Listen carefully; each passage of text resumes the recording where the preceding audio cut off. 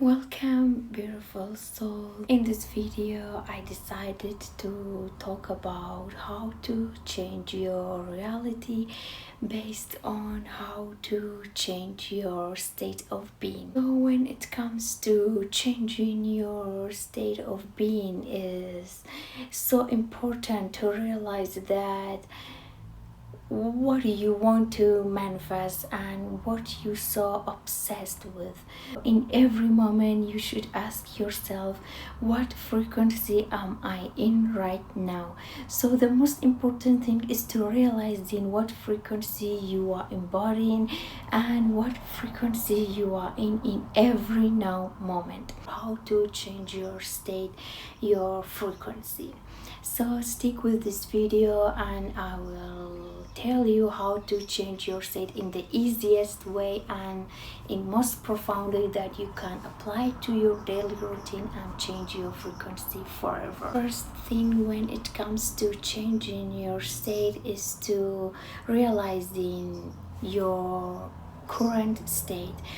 Ask yourself what your current state you are in right now. Is it lack or is it obsessing over something or whatever? But the first step is to realize in your current state that you are in right now. For changing your state is to know yourself and know your shadow and do some inner work. No matter how much you try to change something from the external or change something from the 3D, but it will never work if you avoid the inner conflict or avoid facing your fears or avoiding doing the inner work for yourself.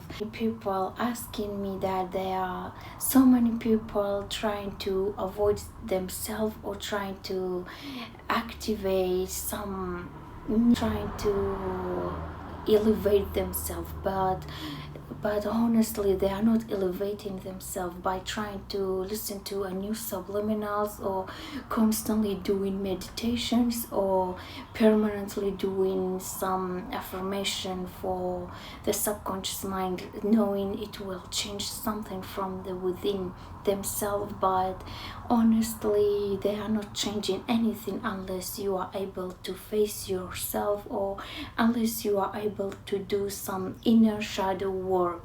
So the most important thing for doing or changing your state is to accepting yourself, your current reality as the way you are right now, no matter if it's good or if it's bad, no matter what. Liminals, you try to avoid some feeling within you, but it's like you running away from yourself and it's like you are going to somewhere else to avoiding yourself, but you are always here with yourself no matter where you are going, but you are always bringing yourself because you are living in your body. This is the second step, is for accepting the state that you are in and accepting your shadows, accepting your feelings, not trying to get rid of your shadows or not trying to get rid of your fears or your feeling, because the moment you try to get rid of it, the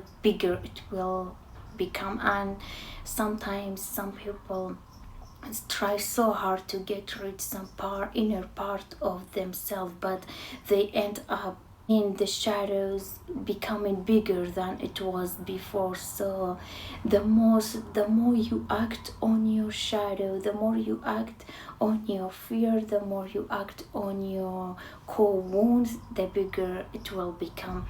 And sometimes it takes a lot of time to do the inner work, being aware to see them. Some people, they are not even aware of their shadow, but constantly trying to get rid of some part of themselves or trying to listen to subliminals or trying to do the meditation, hoping something shift in their reality, but they are not even aware of shifting comes from within themselves rather than something from the external. Another most important thing is to, after shadow, after you know your wounds, after you accepting your state, no matter if it's good or it's bad, then you can decide. The last step is to decide which type of subliminals or which type of healing you need to do.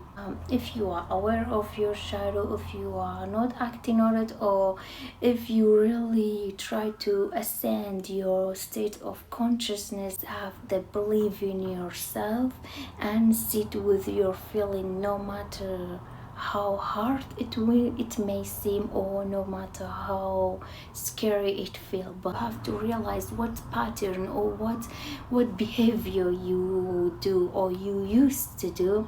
You have to be aware of your behavior, so you have to change them. Change what feels like not aligned with you. Scrolling and you suddenly realizing it will never give you energy, so get rid of every behavior, get rid of everything that's not giving you energy, because the more you focus on something, the more it will give you energy and the more it grows in your energy field. Being aware of what's not giving you energy and getting rid of that stuff that's not aligning with you. But you have to be courage and you have to believe in yourself and loving yourself in that process. Find out what gives you energy and do more of that stuff.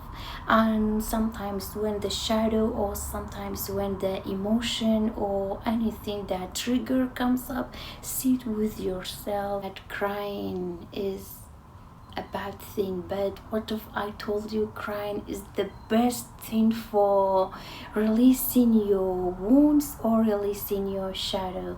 Sometimes some emotion come up when maybe it's out of the sudden, maybe suddenly the emotion come up, and when, or maybe someone triggers you, the emotion come up. But what should you do when you suppress your feeling, when you suppress your emotion?